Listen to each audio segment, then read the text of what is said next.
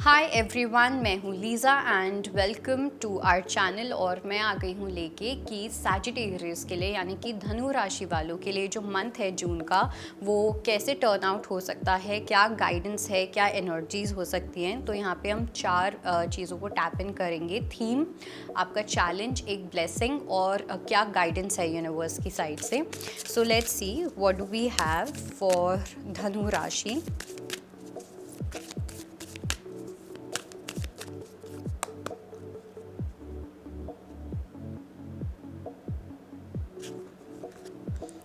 Okay,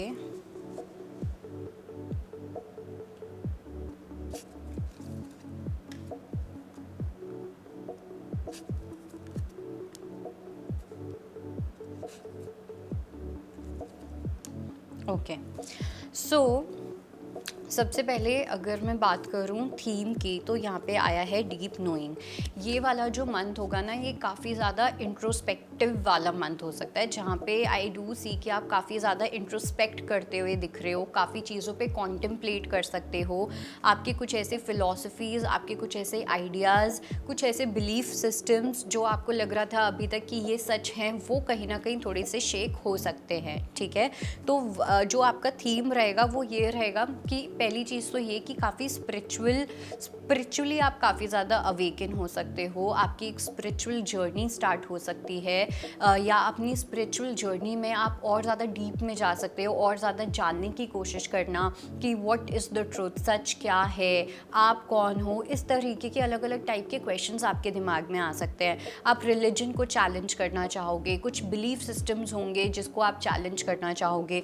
तो ये कुछ अलग अलग चीज़ें हैं एंड आई थिंक कहीं ना कहीं आपको एक स्पिरिचुअल ब्लेसिंग भी मिलेगी।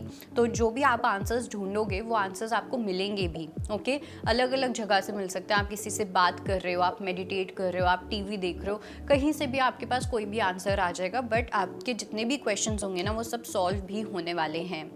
ओके, नाउ कमिंग टू कि क्या चैलेंज हो सकता है, तो यहाँ पे आया है टू द सी।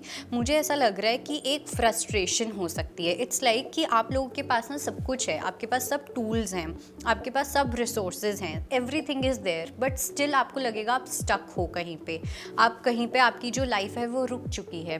एक स्टिलनेस वाली फीलिंग कहीं ना कहीं आपको आ सकती है। आपको ऐसा फील होगा कि यार मैं एकदम बीच में हूँ, ना मैं इधर जा पाता हूँ या ना मैं इधर जा पाती हूँ। That kind of energy can be there. और इस चीज़ को भी आपको थोड़ा सा रिफ्लेक्टिव मोड में जाके इस चीज़ को इंट्रोस्पेक्ट करना है कि आप ऐसा फील क्यों कर रहे हो, आप एक्सपेक्ट क्या कर रहे हो अपनी लाइफ से जिसकी वजह से आप ऐसा फील कर रहे हो। Okay, because if you see look at this card, तो यहाँ पे मुझे ऐसा लग रहा है कि सब कुछ अचीव करने के बाद भी एक डिसअपॉइंटमेंट है। ओके, अब वो चाहे कुछ लोगों के लिए स्पिरिचुअली है, कभी कभी हमें लगता है कि हमें सब कुछ स्पिरिचुअली अचीव करना है, कुछ लोगों को लगता है कि मुझे मटीरियलिस्टिकली अचीव करना है। तो जो भी आपके लिए सेंस ऑफ अचीवमेंट है वो आपको कम लगेगा। ओके, ये एक चैलेंज है। तो इसलिए थोड़ा सा आपको अपने माइंडसेट को चेंज करना पड़ सकता है, थोड़ा ऑप्टिमिस्टिक माइंडसेट को लेके आना है, डेवलप करना है, जहाँ पे आपके आसपास जो ब्यूटी है, जो इतने सारे कलर्स हैं, लाइफ ने इतने ब्यूटीफुल जो कलर्स दिए हैं, उन सबको उन सब का अब आपको विटनेस बनना है। बिकॉज जब आप विटनेस करोगे अपनी इन सब ब्लेसिंग्स को, तब जाके आपके अंदर एक सेंस ऑफ ग्रैटिट्यूड आएगा, जो इस टाइम पे काफ़ी ज़्यादा मिसिंग लग रहा है। Okay, which is making you more and more pessimistic, जिसकी वजह से आप और पेसिमिस्टिक हो रहे हो। नाउ टॉकिंग अबाउट कि क्या आपके लिए ब्लेसिंग हो सकती है, तो यहाँ पे जो कार्ड आया है दैट इज़ ऑर्फिन्ड। ओके, अब आपको ऐसा जो लग सकता है कि आप कहीं ना कहीं स्टक हो, जिसको हम स्पिरिचुअलिटी में dark night of the soul भी बोलते हैं, जहाँ पे हमें लगता है कि हमारे आसपास कोई नहीं है जो हमें गाइड कर सकता है, जो हमें संभाल सकता है, जो हमें प्यार कर सकता है। आप अकेले ही हो, आप अकेले ही चले जाओगे। ये सब चीज़ें स्पिरिचुअली जो हैं वो हैं, बट इनके साथ साथ एक मुझे नेगेटिविटी अटैच दिख रही है, एक पेसिमिज्म दिख रहा है। ओके, तो उस चीज़ को लेके आपको बाद में रियलाइज़ होगा कि आप एक्चुअली में आप बहुत ज़्यादा सपोर्टेड थे, ठीक है, और ये आपकी ब्लेसिंग होगी। अब आप इस ब्लेसिंग को रियलाइज़ करते हो जून में या नहीं करते हो, वो टाइम पे और आपकी सिचुएशन पे डिपेंड करता है। बट इट्स लाइक जो आपको आपकी एक ब्लेसिंग नहीं लग रही है, वो आपकी सबसे बड़ी ब्लेसिंग होने वाली है for the entire month. Okay, it's like आपको लगेगा कि आप अकेले हो, लेकिन आप एक्चुअली में अकेले नहीं हो। ओके, फॉर एग्ज़ाम्पल अगर मैं एक बहुत ही छोटा सा एग्ज़ाम्पल दूँ तो अगर एक छोटे पर्सपेक्टिव से देखें, आप कहीं जंगल में हो, ठीक है, आप वहाँ पे बैठे हुए हो, और एक हम उसको हायर पर्सपेक्टिव से देखें तो, और थोड़े स्पिरिचुअल पर्सपेक्टिव से देखें तो आपको रियलाइज़ होगा कि इट्स द मदर अर्थ जिसने आपका ध्यान रखा हुआ है, जो आपको सपोर्ट कर रही है। तो ऐसा कभी हो ही नहीं सकता कि आप सपोर्टेड फील ना करो। ओके, और ऐसा हो ही नहीं सकता कि आप मोह माया से एकदम दूर हो जाओ। So that is one perception. Now अगर मैं बात करूँ आपकी गाइडेंस की, तो यहाँ पे आया है सोलमेट्स।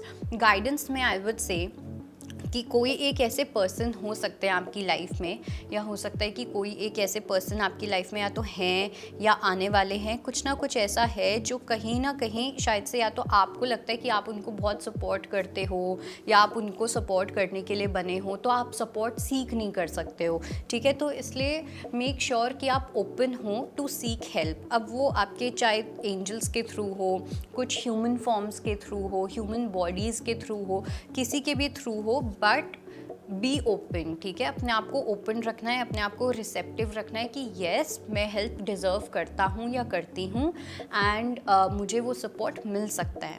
ओके, सो अपने आप को ना जज नहीं करना किसी भी चीज़ के लिए। अपने आप को एक खुद ही आप अपने आप को कॉर्नर्ड फील करवा सकते हो, तो अपने आप को खुद से वो आइसोलेटेड फील नहीं करवाना है। So that is one thing. Okay, so I think that was your reading and I hope it helps. I'll see you next time. Bye, take care, all the best.